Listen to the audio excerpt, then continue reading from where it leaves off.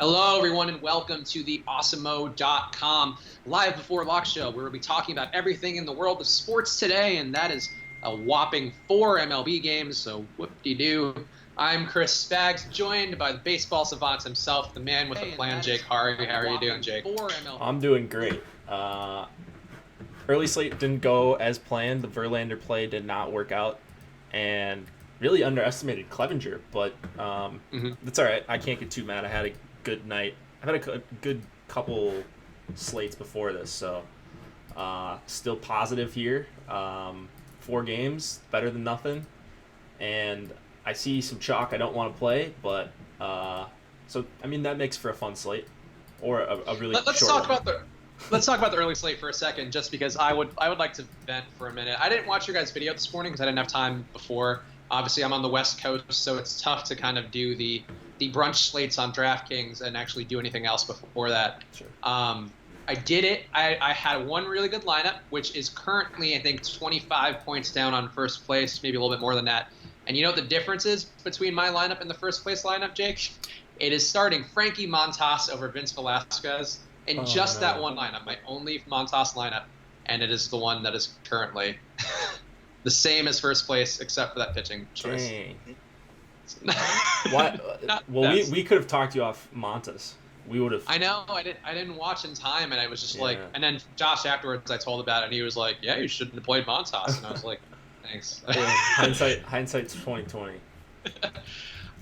It's just terrible, and it's funny because like Montas kept pitching, like he got rocked, and they kept him in, and it was like when a parent finds her kid smoking and is like, "Smoke the whole pack, Frankie," and it's just like he's kept getting beat up more. It was very upsetting. He was down -10 at one point. I think he got to like -1 or something, but just awful. But whatever. There's new hope. We got a new slate going. Hopefully people will be in the chat soon. Nobody wants to talk about baseball today, perhaps, but we're gonna do it anyway. Maybe people want to talk about other stuff. I don't know. You got any World Cup takes? We could save those for later once more people start rolling in. I certainly don't have World Cup takes, but I will play, especially if we have projections. Yeah, we're supposed to have them. I don't know what's going on with that, but yeah, they're supposed to be coming up on the site soon. If you're a premium member, or I don't even know if they're going to be premium at this point. They might just be free. But yeah, I have no World Cup takes either. I really don't care because the U.S. isn't in it. I'm sure I'll get in a little as we go, but it's hard. Like I like the patriotism at all and the forced kind of jingoism of the World Cup, and to not have the U.S. in there, even if they suck, it's just not the best. Yeah, it does suck. So, all right, we got Red Sox. There we go. We got people. That's enough people to start talking baseball. So let's start with pitchers, since the question's coming in already about pitchers. A whole whopping 8 to choose from tonight. But which pitchers do you feel like are the best? And then we'll talk about chalk and ownership and all that. Sure. So I haven't really switched from spotlight pitchers. So if you read that, I wrote up Snell and Erman. And kind of ownership is kind of how I expected for these two guys. If you look at our ownership projections, if you're a premium member, and it's no secret that Erman's going to be super popular, very chalky, but $6,700 pitcher and a guy that can make you miss. It's just so hard to pass up on him on such a short slate, because if he even has a decent game, you're going to be buried if you don't play him. Unless for some reason Matt Cook or Felix or Jason Vargas just goes nuts. So it's a really tough fade for Erman, and I ended up with a ton of him. It's just I don't know who else to play. I know he's got good strikeout stuff, and I know he's pretty good already, so that's where I'm at. And then Snell, too, on the other side. It's a leverage play, too, but I just really believe in Snell. He also has great strikeout stuff. Sure could get blown up here, like very real chance of that. But I think he could also get a lot of strikeouts. The Yankees are striking out over 23% of the time against lefties. And then the rest of the guys, I'm underweight on Sanchez. I'm probably overweight on Cook just because I have a little bit of him. I don't know. I don't think I have much Vargas. No Felix. And then a little bit of Price, but I'm still underweight based on our projections. So we'll talk, obviously, there's so few games where we're going to really talk about every possible angle of this. But you mentioned Cook at the end there. Cook is weird to me. So he's the worst pitcher in every aspect of the slate. XFIP, K per 9, giving up the least amount of soft contact, the most hard contact. But he has the best whip on the slate. I was targeting Cook in the beginning and kind of came off of it when I saw how highly owned the Mets stack was projected to be. Are you more in the camp of stack against Cook or play Cook? Well, I mean, I have both, so it's hard for me to say one or the other. I think a lot of people are just going to stack up against Cook just because he's got really bad numbers, and I think that's a perfectly viable strategy. Since having all these lineups, I have to put my other exposure. I'm not going 100% on Snell and Erman. So I have some exposure to Cook. I'll have a bunch of Mets stacks to counter that. It's just, yeah, the numbers look awful. And all right, the Mets lineup is in too. So we've got all the lineups in now. Dominic Smith is in the lineup. That's a change from projected. Is it? Oh man, they all hit it once. Jesus. Yeah, at least my projected that I got from another website. Okay. I don't know which websites I plug and don't plug anymore, but I think this one's okay. Fantasy Labs is where I got my first lineup for it, but I did not have. Actually, you know what? They did have Dominic Smith. Never mind. Yeah. I'm wrong. I thought they did. That's the one I was just looking at. So.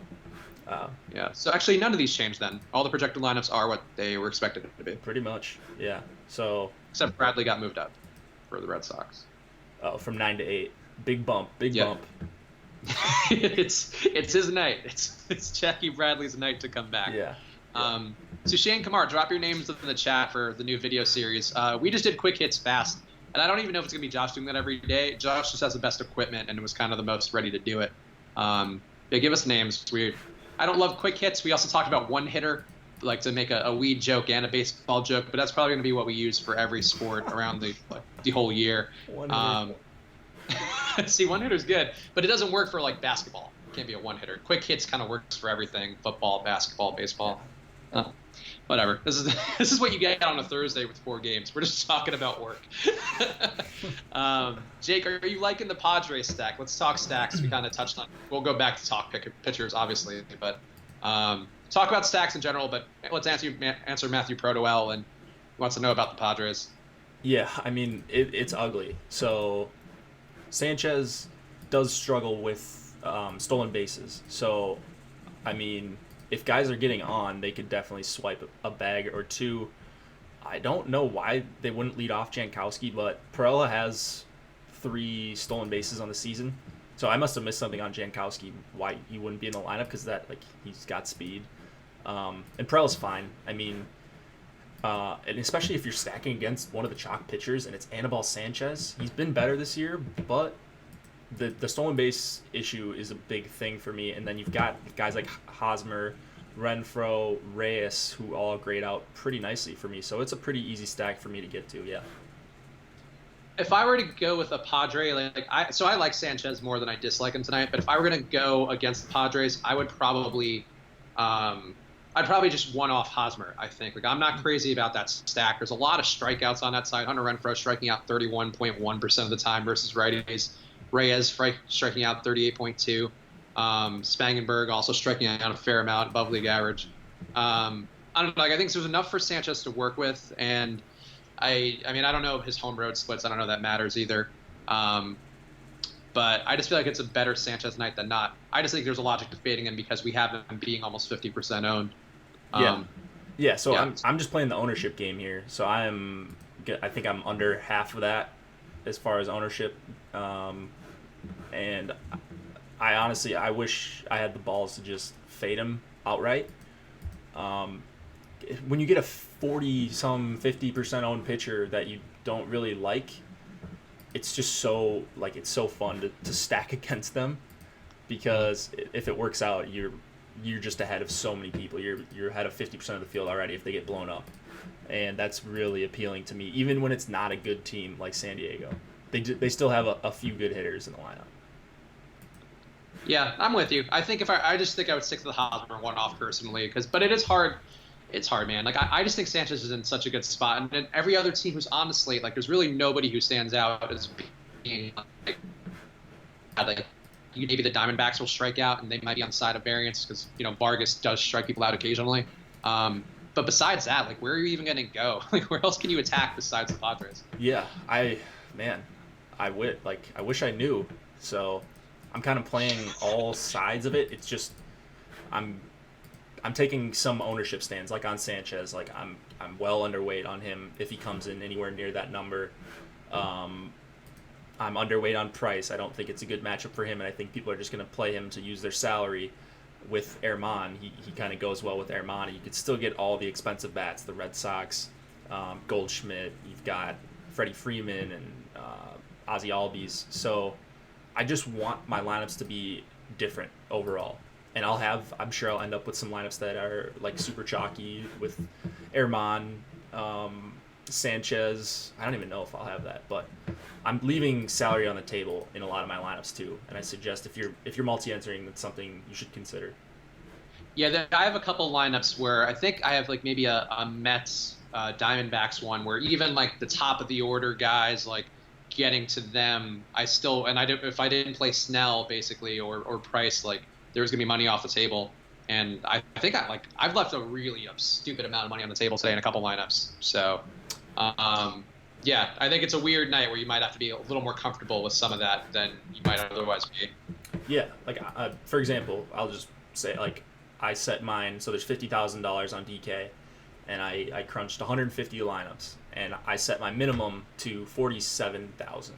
So there's gonna be some weird looking lineups, and if people just don't want to not use up the salary, and I just don't mind doing it, especially when you've got a bunch of lineups to play with.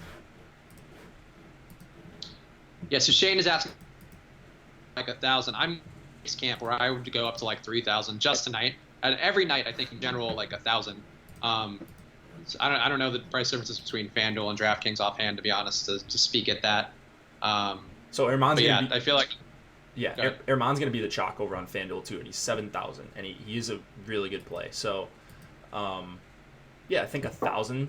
Anytime you're leaving 1,000 on the table, I think your lineup for the most part is going to be different. So I think 1,000 is a good number, but I'm getting a little bit weird, and there will be some lineups where there's 2,000 left on the table, or whatever, like 1,500. So actually, let me see. I'll pull one up on DraftKings. I'm pretty sure I have one that's like in the neighborhood of 3,000 as well. And I didn't mind it. Hold up.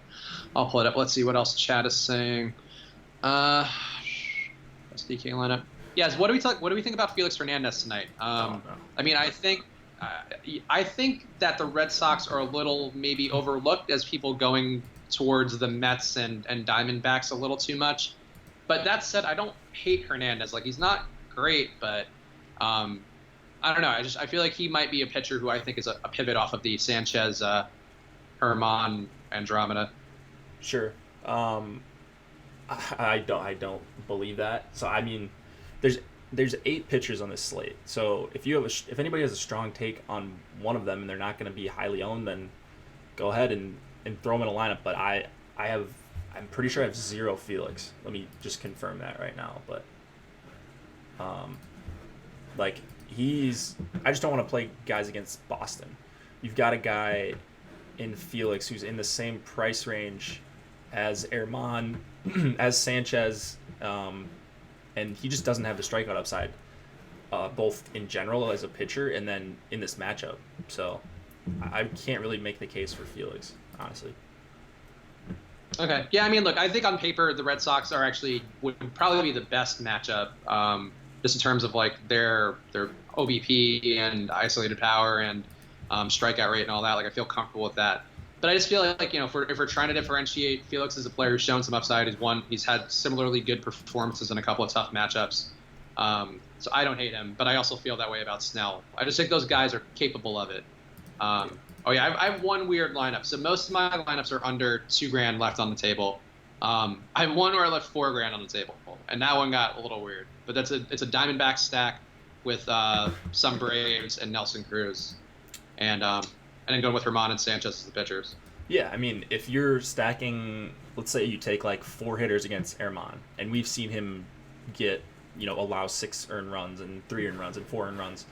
Um, and like if you take Bowers and Ramos and Cron and Wendell or whatever, then you're gonna be most likely leaving salary on the table, even if you take Snell and David Price, the two highest priced pitchers. So uh, if you're stacking, you're gonna end up with some lineups that, especially if you're 5-man stacking, like if you're 5-man stacking the Padres, the Rays, even the Mets, and you're not playing Snell, you're probably leaving a good amount of salary on the table. Dan Ferber, would you play Nelson Cruz as a one-off? I like Nelson Cruz as a one-off. Yeah, I think that. I mean, I don't mind the Mariners stack. It's not one I went to a bunch because I don't think Price is that bad. But Cruz's numbers obviously jump off the table versus a lefty. So I think that that's sort of like I'm very okay with that if you want to play him as a one-off. What do you think about the Mariners? I like the Mariners against Price, and especially when Price is going to be one of the higher owned pitchers of the night. You've got Haniger and Cruz, who I love against lefties. I know Price he's been good. There's no doubt about that. But even Healy can hit lefties. Zunino can hit lefties. Segura at the top, or batting second, and then Seager isn't even that bad against lefties. So I think it sets up pretty well for a stack that isn't going to be highly owned overall. I mean, Cruz will have some ownership. Haniger will have some ownership, but I don't see it being one of the even like top 4 highest owned stacks. I think Boston, the Mets, the Yankees, probably the Braves and the Mets or the Diamondbacks as well. Yeah, so I'm with you on that. I think you could stack the Mariners. I think 2 ways. You go down like obviously you were saying Zunino. Zunino 330 on base percentage, 250 isolated power, strikes out a fair amount, but whatever for a 9-hole hitter at catcher. That's a pretty good spot to look at. But I think you could stack Zunino, Segura, Haniger, Cruz, Seager, Healy. I don't hate D Gordon or Spawn, even though they're not quite as good as those other guys. But I think there's definitely a case to be made for going with the Mariners and then maybe taking going like a 5-1-1-1 stack with like a bunch of the top guys from the other games. Yeah. I didn't read Osmo's article just yet, but sort of the same question. Luis Caliste, in Osmo article today, he said leave money on the table. How much is too much? I mean, I'm comfortable leaving over 1,000, 2,000 on some lineups tonight. I just think, especially if you're not playing Snell, that's the thing. Everyone's gonna want to pay up. If you play Herman and let's say Anibal Sanchez, you're gonna have the salary to pay up for Mookie Betts or Benintendi or JD. You're going to have the salary to pay up for Goldschmidt and Freddie Freeman and all these expensive guys. So maybe if you take a couple of those expensive guys and you just go with other hitters that are also in good spots but aren't as expensive and leave 1,000 on the table or 1,500 on the table, you're going to be different. And that's what you want to be in tournaments. I agree. Let's see. I'm reading Osmo's article now to see how we feel about it because I also didn't see it before we started. I mean, so I agree. So he says that there might be a chance. I don't want to give away the whole article. If you're a premium member, you can read it. But I think that he mentions 2 teams who we've discussed. I mean, it doesn't really matter. He mentions that the Braves and the Mets and kind of ruminates on both of those and their chance of success. I agree that the Mets, there is a sort of a chance that they're not as good as they seem on paper. They're just not as great of a team. But Sushane, you can stop giving. So the thing is, it's not going to be a Josh video, so you can stop posting the same names over and over again. It's going to be like anybody who's available that day to do it. So Engelman names don't make sense. Anyway, but yeah, I sort of feel like the Mets are possibly a different stack, but I think that there is some sort of variance there to hit. And I think that the Braves versus Ross are interesting to me, and I actually landed on them a lot more because I think people are going to go to Goldschmidt, and Freddie Freeman is almost as good of a play as Goldschmidt is on a pure, statistical level. And I think to me that made it interesting. I think that's sort of how I try to think about it. Is like first base, there are a couple of really obvious options, and you kind of want to find the least obvious option with a comparable ceiling. And I think that got me to a Braves stack, so I'm okay with the Braves tonight.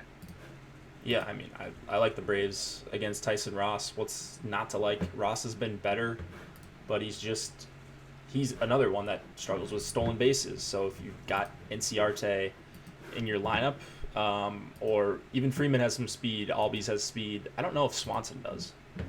At least I don't know if he's attempted many stolen bases this year.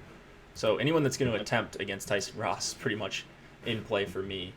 And same goes with Annabelle. Yeah, I just think the Braves look pretty good tonight, and you're right. I never really look at steals, to be honest, because I haven't even figured out where to begin to try to figure out the odds of those. But I do think they do have a lot of guys with speed. I also think the Braves have a couple guys that people just never like to play. Like people never play Markakis. People, I feel like, don't like Tyler Flowers. I know you're a big Tyler Flowers guy, but Tyler Flowers tends to go under the radar a lot. Camargo as well. I mean, I'm not crazy about Camargo tonight, but I think he's an okay play. So yeah, I'm into like the Albies, Swanson, Freeman, Markakis, Flowers stack. Maybe skip one of those guys and go to Camargo. I think that there could be some pretty decent value there in terms of the ownership and just price wise. It makes sense. Yeah, I mean, I love it. Stolen bases are a neglected part of MLB DFS. I think it's kind of like I don't know, like unless you're playing it every single day, it's not really something you think about.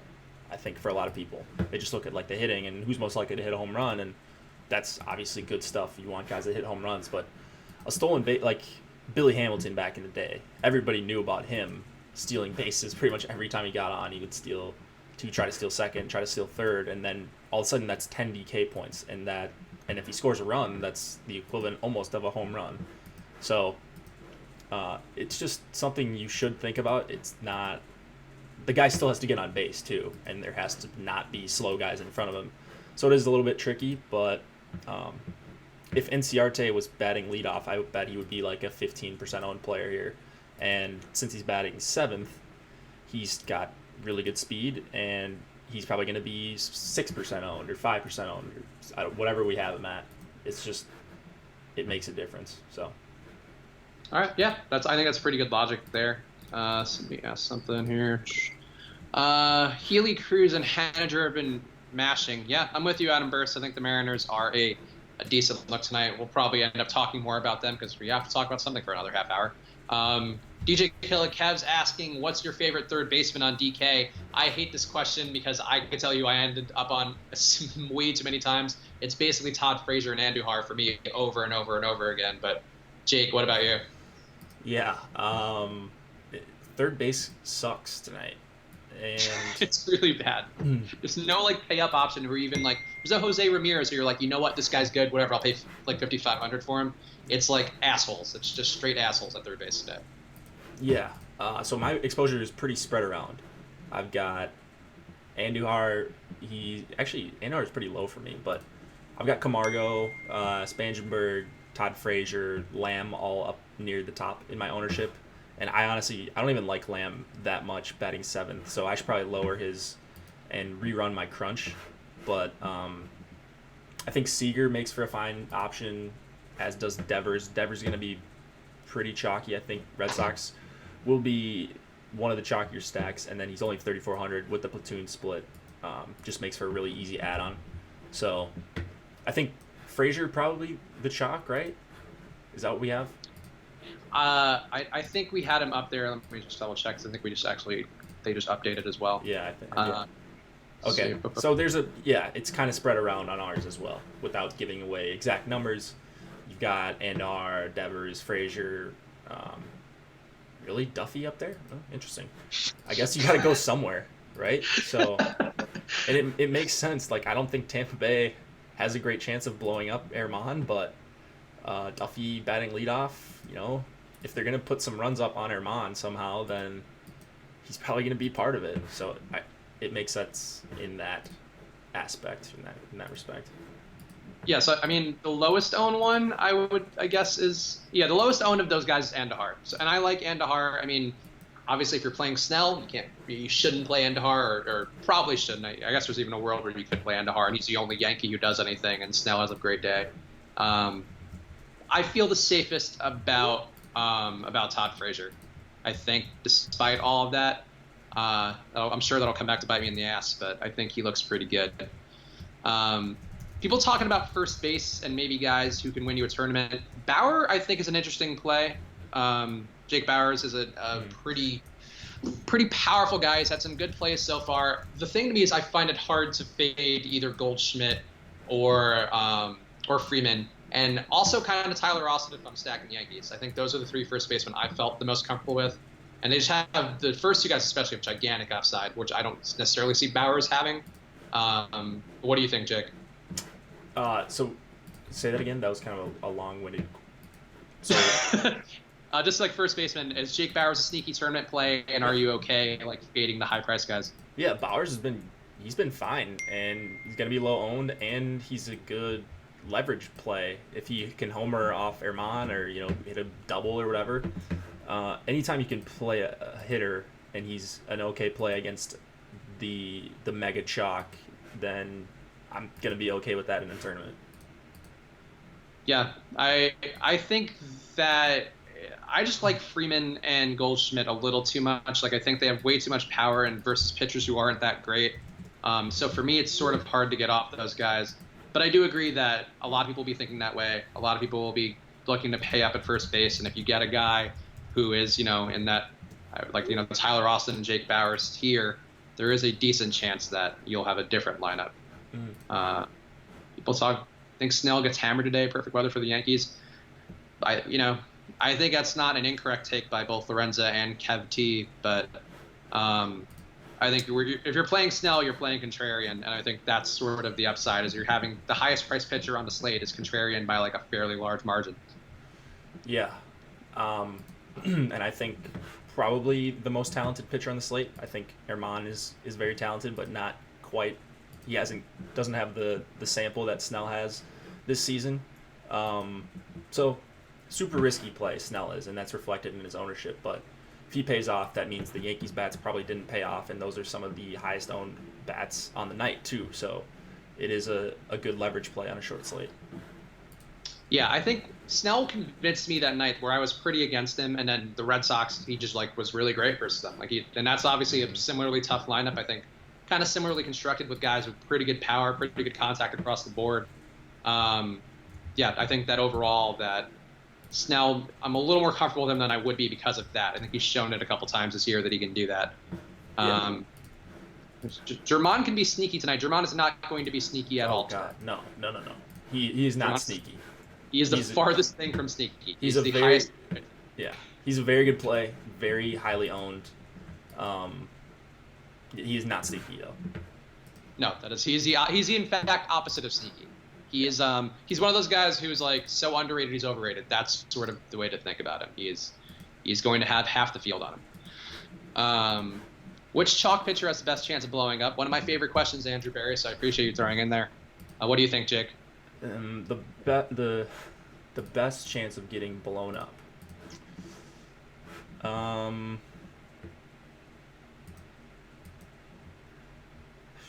It's probably David Price for me. Just because Seattle has so much right-handed power, or at least a few right-handed bats that I'm worried about for him. He's on the road here. Yeah. I don't know. It's tough. It's a tough question because I don't think Erman's going to get blown up, but on the off chance he does, then you would be gaining huge ground on the field if you had a raised stack. Yeah, so the chalkiest guy, I don't think it's Price. I think he's like an okay guy to target, but in terms of likelihood, it hurts me because I do like Sanchez a lot, but it's probably Sanchez. He's just not that great of a pitcher. He has some moments, and I think I'm banking tonight on him having a better moment versus a team who's pretty bad, especially at home too. I mean, there's a lot of things that would seem to benefit Sanchez, but he has the worst whip or second worst whip on the slate. I mean, I think that he's had some really bad nights this year too. Gives up some okay hard contact, but yeah, I don't know. There's some risk in Sanchez. I feel like I would go him, but I think any of those guys, honestly, up top, pretty decent chance of fucking up and being terrible. I don't think any pitcher is necessarily safe on this slate, honestly. I think Erman's probably the safest just because I think the strikeouts will be there regardless of whether or not he's giving up a lot of hard hits. But if he is giving up a lot of hard hits, he may not be able to go deep. He may only get you 12 points, and that might not do it. So it's just a weird slate. Who would you stack against Herman if you were trying to go that way for Tampa Bay? Who would I stack against Herman? Bowers, and then probably Ramos and CJ Cron. So, I mean, Wendell grades out. Oh, you can't go Bowers and Cron, no, at least on DraftKings. What's that? Yeah, they're both first basemen. Oh, okay. Yeah, that's true. So Wendell would probably be the next guy. I mean, I don't like playing Duffy, but I'll have him in some stacks just because he's leading off. Yeah, it's tough. This Tampa lineup is tough. Apparently there's a lot of overlay going on Playline tonight, by the way. So if you want to go and get in on that, we also have a contest tomorrow. But today, apparently, there's a lot of overlay, and to the point where I'm being notified to plug it during the show. So go sign up now if you want, get free money. Playline, Josh is giving breakdowns on how to approach it. Basically, you're just guessing within pretty close to people's season averages. So go to playline.com/r/awesemo if you want a pretty decent shot at getting super easy money. Who doesn't want easy money? Jake, do you want easy money? I would love easy money. You should probably go to playline.com/r/awesemo then, Jake. Oh, is that where you get that? Yeah, that's where you get some free money. Cool. I'll go and log on right now. We've never done a co-ad read or plug before, and I feel like maybe we should do it more. Our banter on that was great. But yeah, go guys. If you're trying to build your bankroll for a GPP, go try that out. It's really not that hard. Playline.com/r/awesemo, and you'll see a lot of tournaments that you can enter for nice and cheap and win money and beat nobody, I guess. Would you go Goldschmidt or Freddie Freeman tonight in a GPP on DK? That's tough, man.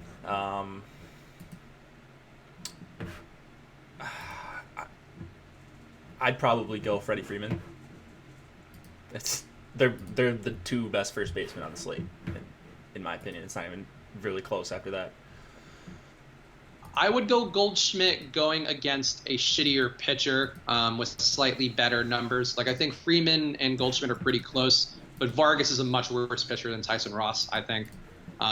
So that would be my tiebreaker. I'd be willing to pay the extra $200 for Goldschmidt and hopefully trust him a little more. Herman has 20. So talking to another guy in the chat. How about Jose Bautista as a one-off? Oh, I mean, I don't really like playing Bautista, but Cook is not good.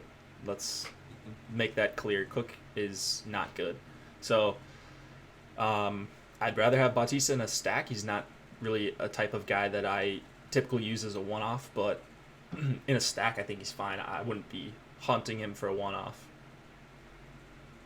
You want to do home run picks? I mean, I feel like it's weird. We have no Josh today, and we have a terrible slate of games to choose from. Yeah, but I'm looking at stats, and I feel like we should. Like, we can't skip a day. Let's do it.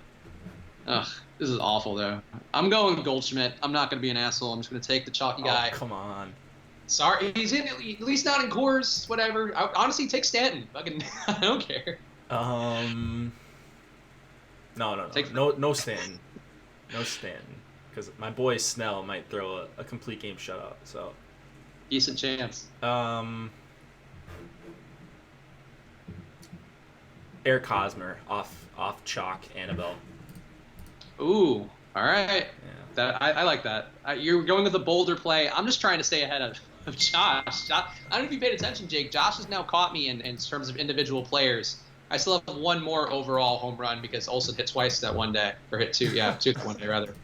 But I gotta get back on the board, man. Like I gotta get back on the board, man. Just gonna take Stanton every day until I'm back on the board. So Goldschmidt and Eric Hosmer. So two nice first base plays. Two very different first base plays. One of those will be much lower owned than the other. Yeah. Let's see, what do you think about Ozzie Albies tonight? I think he looks good. I assume you're going to like him for the same reasons you mentioned before. Yeah, Albies is an awesome play. I love him leading off against Ross. He gets on, he can steal, and he's also a very good hitter. So everything lines up for Albies. Who would be your pitchers for GPP tonight? I guess now that we're getting close to the wire. Which are the ones that you would feel most comfortable with? Your mom is like, hey, Jake, I really want to play DFS today. Who should I play at pitcher? Who are you playing? Are we talking like cash games or? GPP. No, I'll say again, I don't think anybody's safe. I would feel the most safe with Erman, but it's honestly, I don't feel that safe. And then after that, probably Snell. And yeah. Your mom is going to be so sad when she has a negative 10 in the first inning. Would you be shocked if any of these guys had negative points tonight? I seriously would not. I wouldn't be shocked if, like, it were David Price with 18 points and, like, Jason Vargas with 15 points is, like, the winning GPP lineup. I agree. I mean, Erman is the safest, but he's had starts where he's gotten hit pretty hard, and facing a AAA lineup, like, it would be so baseball, like, if the Rays just went off and scored, like, 8 runs against Erman. Yeah. Like, it just, yes. You can see it happening. Absolutely. I could absolutely see Herman making it 2 innings and just giving up 4 or 5 runs, and that's it. I wouldn't be surprised in the least. And it sucks. Like, you're really banking on these guys. Like, him and Sanchez both. Like, so those are the guys I'm playing. Those are the guys I feel the most comfortable with, I guess. But even then, I don't feel really comfortable. Like, Sanchez is 5,500 for a reason. Herman was a reliever for a reason, I think, too. They're just like, they're not fantastic pitchers, and this slate is not great. If my mom were feeling adventurous, so I'd be like, play Snell. So I'm with you. So I'll say, though, the number of games makes a huge difference for me because of how concentrated the ownership is going to be, especially on Erman. If this was like tomorrow, we've got 15 games. If this was a 15-game slate and Erman was 6,700 and he was going to have 20% ownership or 25 or something, I'd be over the field because I think he makes for an awesome GPP play at 50% or 60% or whatever he ends up in your tournaments, depending on what price point you're playing at. It's just so hard for me to play a pitcher that at that ownership that has been a little bit erratic so far.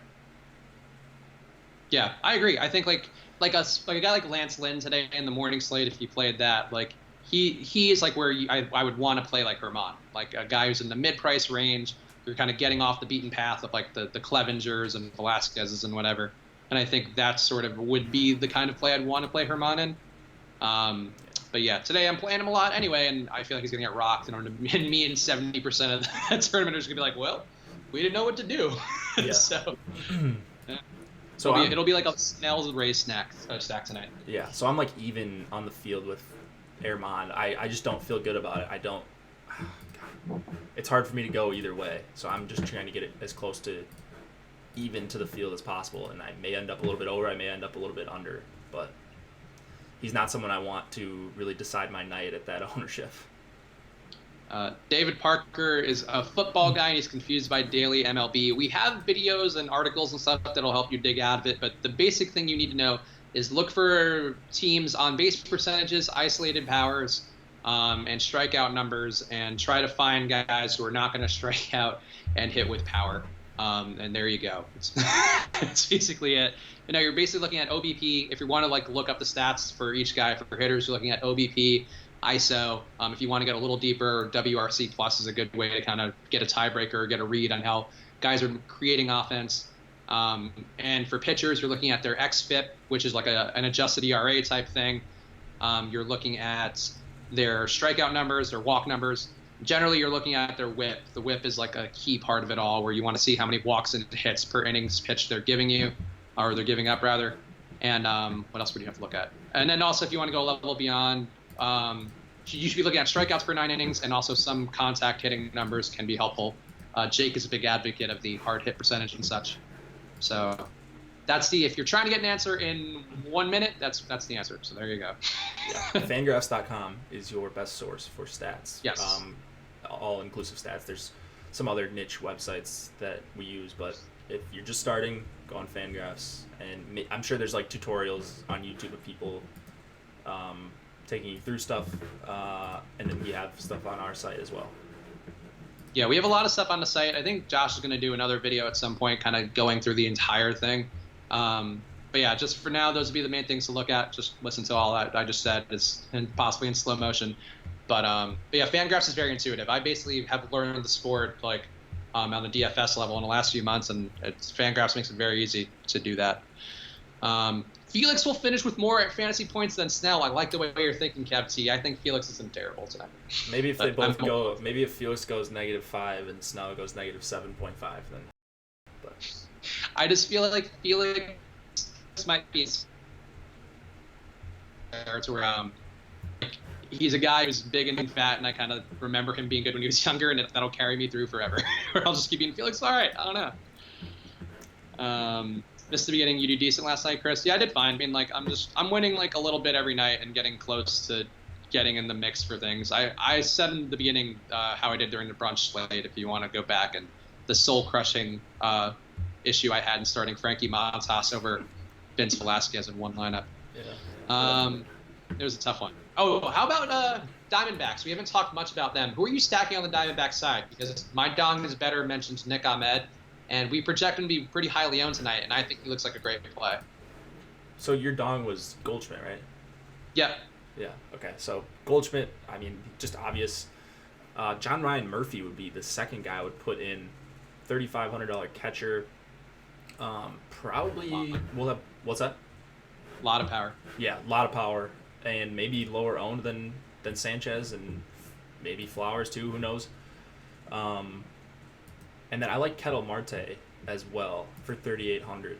So I have no problem with Peralta or Ahmed, or I mean, I don't really like Jay other than he's leading off and maybe a righty comes in relief, but Jay against lefties is not someone that I'm heavily targeting. And then same thing with Lamb. He cannot hit lefties. Hasn't been able to his whole career. So those are the three main guys: Goldschmidt, Murphy, Marte, and then just like sprinkling in the rest of the guys that I'm not crazy about. So I'm okay with Jay. Jay's on base percentage is 387 versus lefties. I mean, I know like he's a lefty-lefty matchup. He's got no power at all to speak of, but the guy does get on base. And his BABIP is right in line with there too, 104 WRC plus. So I'm okay with John Jay.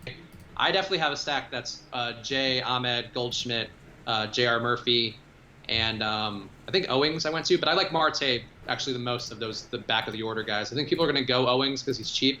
Marte's a better player. He strikes out less. I agree Marte's a good part of a stack there.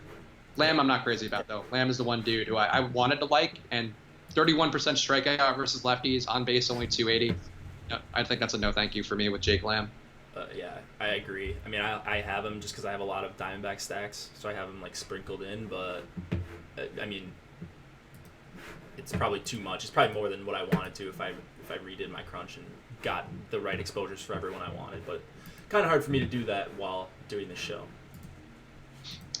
Shark might actually have my lineup because I definitely have the one with 3,800. So Shark, you might be in good company, perhaps, or bad company, depending. Chris Hernandez, I did not. My home run pick is Goldschmidt. That's not gone away. I just like Ahmed too. I think Ahmed's got sneaky home run power tonight, and I just like that stack. Somebody asking Gold versus Freeman again. Yeah, I said Freeman. Those are my top two first basemen, though, and I think probably everyone's top two if you're just doing projections. So. Yeah, I'm Goldie for me, but I think both plays look fantastic. Matthew Prodwell dong picks were I picked Goldschmidt and Paul Goldschmidt, and Jake picked Eric Hosmer. So Jake is going with the Brave boys side tonight. I'm always on the Braves, dude.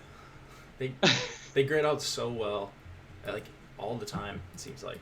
And Josh, supposed Braves fan, just hates the Braves. Never wants to play them. Never wants to play their pitchers. And I just feel like I overcompensate because of him. I was just saying you were being brave by picking Hosmer, but yeah, I also agree he does underrate the Braves often. Braves look good tonight, and I think he's just one of those self-hating fans where he's like, I don't want to like act like they're good because then I don't know. The pessimist fans. Yeah, I feel like it's usually like a New York thing, or like a lot of the big, I feel like the big cities get more pessimistic, where like the other cities kind of are like, yeah, we love our team, and when they're great, they're great. So Josh might have more Northeast in him then. There's something to that though. I mean, set low expectations, and you'll be generally more happy. But true. That is true. Different worldviews.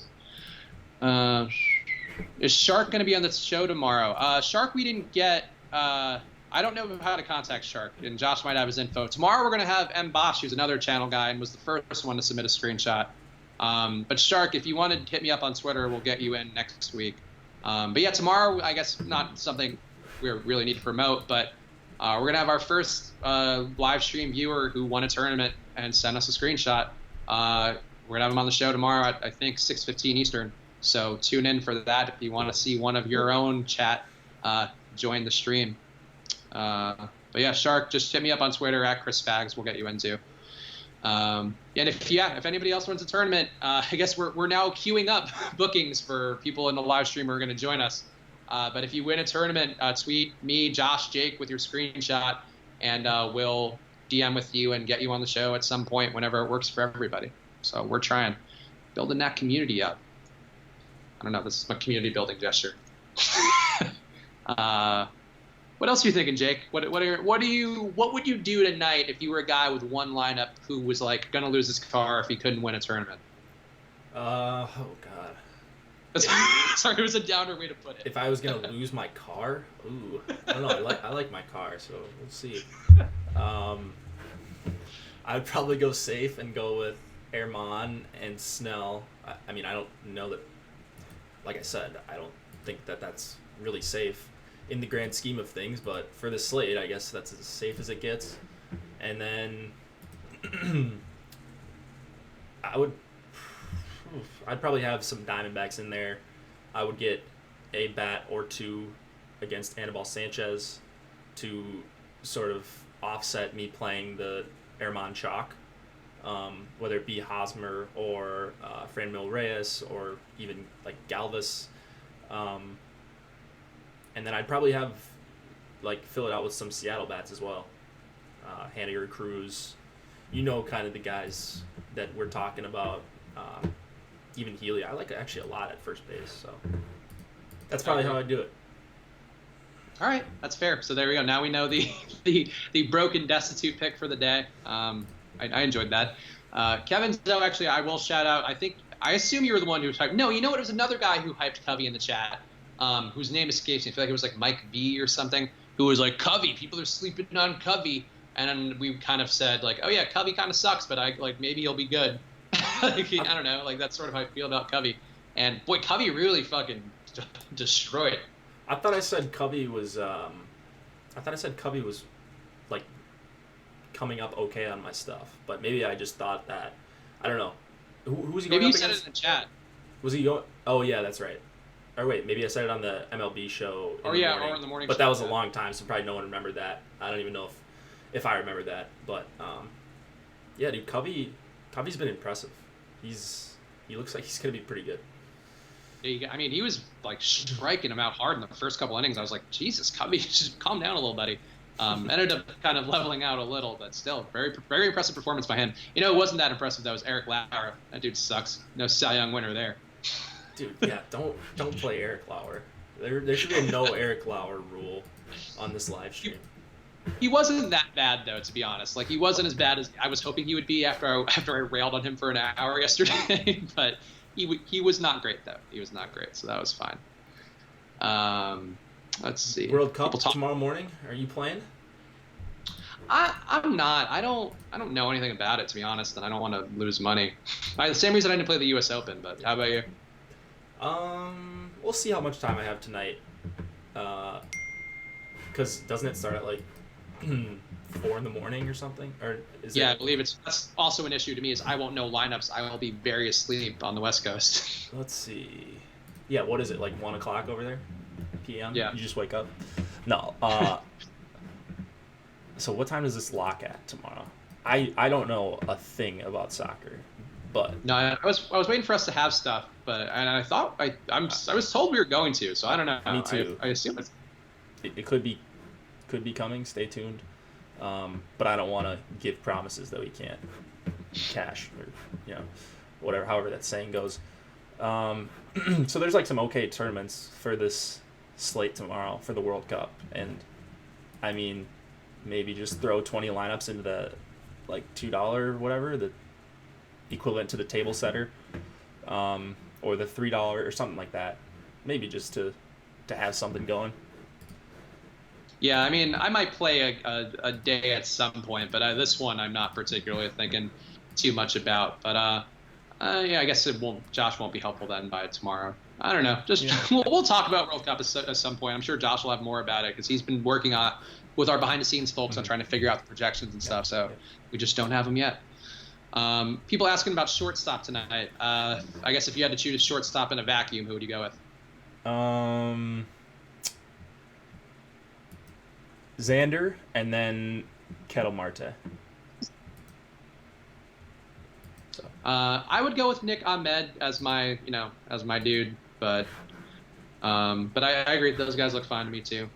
yeah, I just like Ahmed has more power than Marte, so that was sort of the tiebreaker for me at that spot. And Marte's got dual position eligibility, so that was nice. that's fair. Luis Caliste leaving 4,300 on the table. You are now the high point man for money left on the table. Congratulations. You beat out me and Shark at 3,800. I mean, you could do that pretty easily, Oh, and yeah. still have a fine lineup for the slate. I think. I don't think that's out of the question. Let's see. Is it Kevin Zoe asking? Is his ISO below 200? Nick Ahmed's ISO is right at 200, but I actually lowered my ISO barometer to 175. Because I feel like I was kind of limiting a few too many guys out there. 200 is still a good benchmark, but I've been more going to play guys who aren't at that 200 level. I've got Ahmed against lefties, his ISO at 275, but that was updated a couple days ago, and then Marte 233 ISO. So both look fine against lefties this year. Actually, good. I would even go as far as say. I don't know. So I updated mine this morning, and I have Marte at 133. Do they go versus versus lefties? Was it? Yep. Huh. I don't know. I mean, whatever. Are you looking at just for this year? I think I have it. I have my settings. I think for 2016 through 2018. Yeah, that's why. So this year, I use shorter samples than I think most people for MLB. Okay. So I was just looking at this year in limited plate appearances, but looks fine to me. Yeah. Okay. Yeah, I agree. I mean, like, even with the larger sample size, Marte still looks fine to me. Just probably a little less good. That's probably why he looks better to you because he's hit better this year. So yeah, I'm okay with Marte either way. We're going with Jake's numbers or mine. Tyson Ross low owned on DK. I would presume he will be because he's not that good, but sure. God, he's a guy I absolutely hate. Or I guess I hated last year, and I was stacking against him every start early this year, and he's just been okay. So if you like Ross, he should be relatively low owned. That $8,100 price tag, people will not pay that when they can go to David Price with a lower implied total on the other side. And people like just the brand name with David Price. So I think it's a fine GPP play if you're not on Price. Yeah, I agree. I think that, there is some value in Ross solely from hey, he's a different pitcher and he's maybe can do something, but yeah. I just don't think he grades out that well, and I'd much rather go to the Braves. And also Osmo, I think, is stacking Braves tonight, according to his article. So, yeah. And Ross, just for the record, in our rankings, is a D in projected points and an E in value. So he is both a bad value and projected to not be great. Still can have a night, but not a guy I feel comfortable with. Yeah. How are you feeling about Cook going against the Mets ownership? There's a world I would be more comfortable playing Cook than I would Ross, I would say, with just price and, potential. I feel terrible about Matt Cook being in my lineup ever. He's not someone that's good. It is strictly a differentiation play for me, is why I have Cook in some lineups. I mean, he there's nothing really to like about him other than he is not going to be 40% owned like Anibal Sanchez. Yeah, I agree. Thoughts of playing one player against your pitcher, like a Ramos or Cron in a lineup with German. Obviously, you wouldn't do that on a large slate, but the slate is thin as hell. I think it's an interesting thought. I don't think it's still not a plus EV play though. I don't think it's not. No, I mean I wouldn't do it. I avoid that if at all possible. A 2-game slate, okay, then maybe you've got to do that. But also, why are you playing a 2-game slate? 4 games, I think that's enough where I'm good with not like making that a rule. I'm not going to play a hitter against my pitcher. Yeah, I think you could probably differentiate enough in other ways. I mean, you have enough spots there where you can get, subbing in just literally just one guy or stacking a different part of a lineup or something. There's other ways to get there. If you wanted to try it as an experiment, sure, but as doing it as a run of course, probably not the best idea. Camargo or Galvis on DK? Camargo. Yep, I would agree too. Though we haven't really talked much about that Padres stack other than you picking Hosmer for your home run. If you were stacking him, I would say that Galvis would be a key part of that. Yeah, stolen base upside. I'm pretty sure he's stolen a few bases this year. If the Padres have their scouting report correct, then they'll know that they can, or one can run on Anibal Sanchez. He's actually very, very bad at holding runners, but Tyson Ross is like the worst almost. So it's just a thing that a lot of people probably aren't going to think about, and that's what makes the stack appealing to me. Yeah, Kevin Zoe, I agree. I still think that if you're going with the Padres, that Hosmer is the best as a one-off. But hey, we're trying to find ways to skin this cat. So, yeah, people asking about Seattle again. How do you feel about Mitch Haniger in particular? But let's talk about the Seattle stack one more time. Yeah, I like it against Price. I mean, so I hate playing lefties against Price, but the Mariners don't strike out. They're going to put the ball in play for the most part, and they've got a lot of righty power. And Price has still struggled with some righty power. So Haniger, Cruz, Healy all look like fine plays to me at relatively low ownership, especially Healy. No one's going to have him because they're going to be occupied with Goldschmidt and Freeman and even Hosmer to some extent and Moreland. So, yeah, I like the Mariners as a full stack even. Yeah, I agree. I think the Mariners are good as a full stack. Segura's been great lately. He gets on base 370 almost. Haniger's got good power. The only real strikeout risk on that side is Zunino, who strikes out a ton versus lefties, but still has crazy power. So, yeah, I think Zunino, Healy, Seager, Cruz in particular. I mean, he's been great lately, obviously, but his numbers, I mean, on base 393, isolated power 307. I mean, that's just – I don't think Price is a terrible play because I do think he's an okay pitcher still. Probably I like him more than most, but the Mariners are scary on the other side. Yeah, that's the problem, and I keep saying it, but there's really no spot where any pitcher I think is both good and has a good matchup besides Herman, but you get to pay for that with huge ownership, so it makes it really, really tough for tournaments. Would you go Frazier, Andujar, or neither? I guess if you had the choice. Frazier. It's Frazier for me too, but I think I have them. I have more Frazier than Andujar, but I think they're pretty even, I would say. Yeah. For me. Let's see, anything else? You got like 3 minutes left till lock to get your lineups in. Yeah, it's going to be a weird slate, but hopefully, where there is crisis, there is opportunity. So maybe to the people starting Matt Cook and Anibal Sanchez together, you're going to have a great day, I'm sure. So Domingo Herman is about to start the night off. I'm sure he'll either strike out the side or maybe he'll walk the bases loaded or something crazy like that. You can either log out of your DraftKings or FanDuel or Fantasy Draft or wherever you play in the first 5 minutes, or you'll know if you have a sweat maybe for the rest of the night, because it's gonna all start with him. He's the first pitcher going. You're probably gonna know pretty quick what you're getting out of him. Yeah. Thoughts on a non-stack today? I just picked the best possible guys you can fit in. I think that's too random to do reliably. That said, you can try it. It's just not. Again, it's another one of those. It's not a plus EV approach. You always want to stack because each stack feeds the next guy. Like if you have like a 5-man stack or a 4-man stack, like the 5-man perform the best because it's just that's how it goes. You have extra at bats for each guy.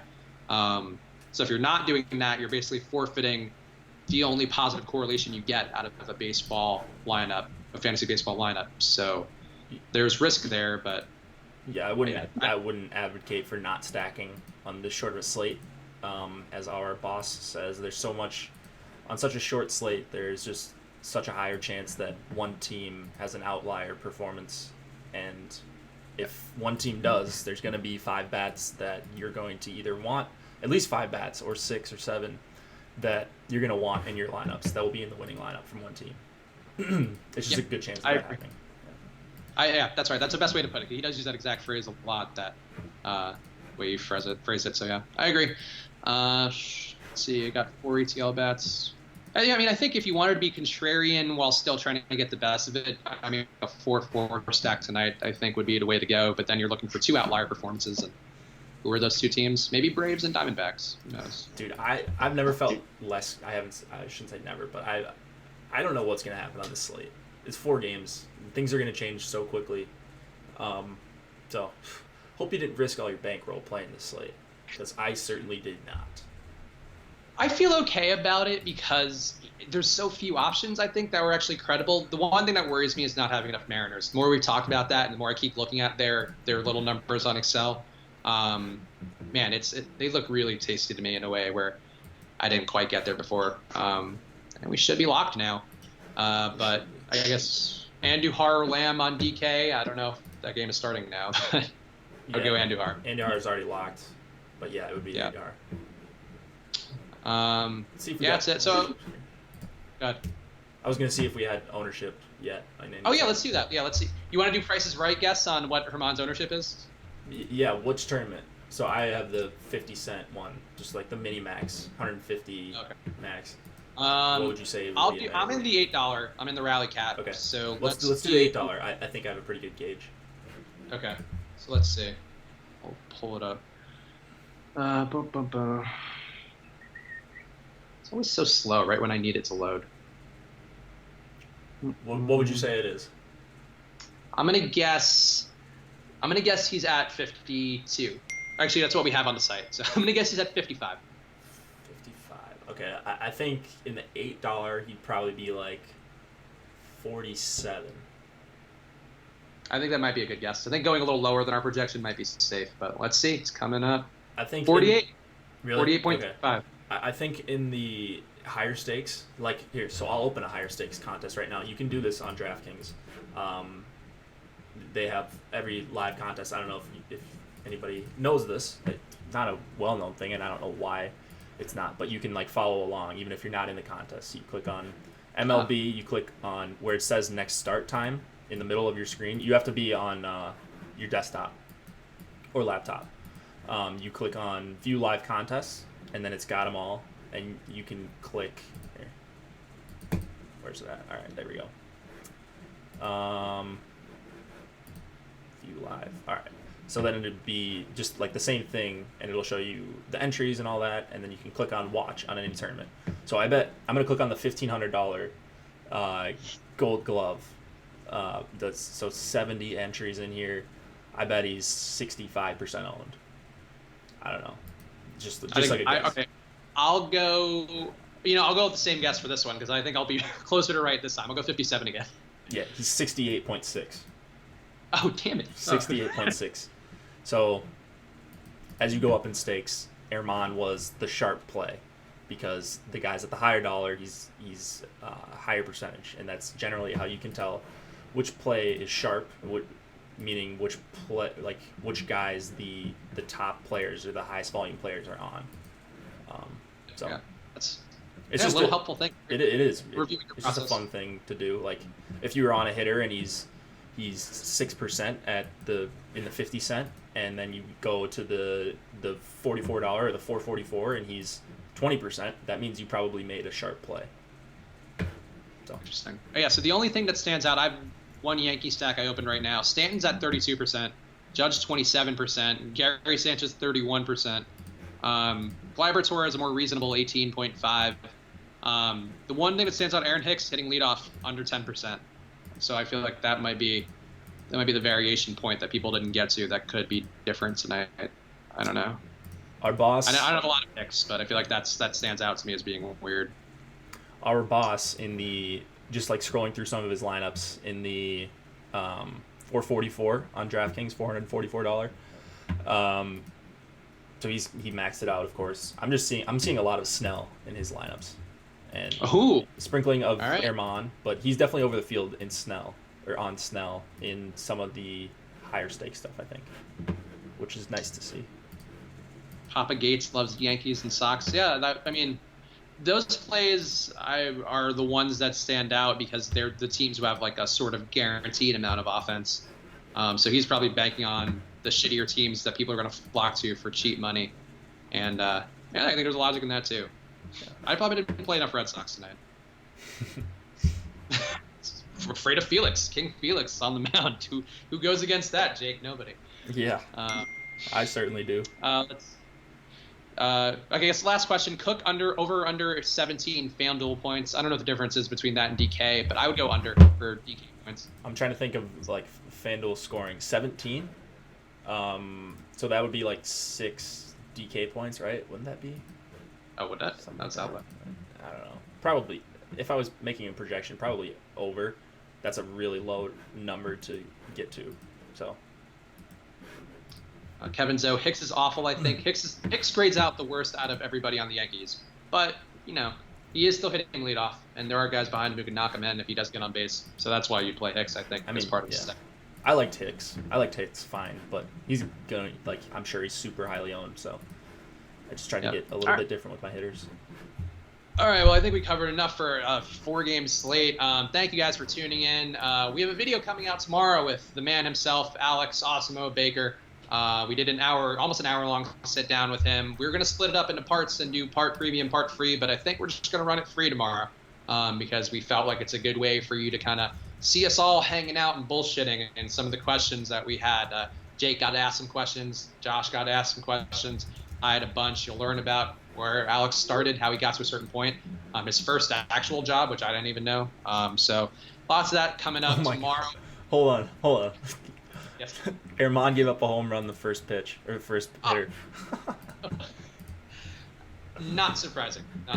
Again, this is what we said would happen. It's just, this is how DFS works. Whenever everybody is on something, you are wrong. Yeah. That is just the fucking way it's going to go. I mean, he could easily strike out 10 in 7 innings still, but it's just funny before we even get off the stream. Oh, I was so excited. This is what we talked about yesterday with Pavetta, where I was like so anti-Pavetta, and I slacked both Jake and Josh afterwards, like, Pavetta, that dick. And then the next inning he struck out the side, and it was like, oh, Pavetta's a good play again, and then he got rocked. So we got to time these live streams out right.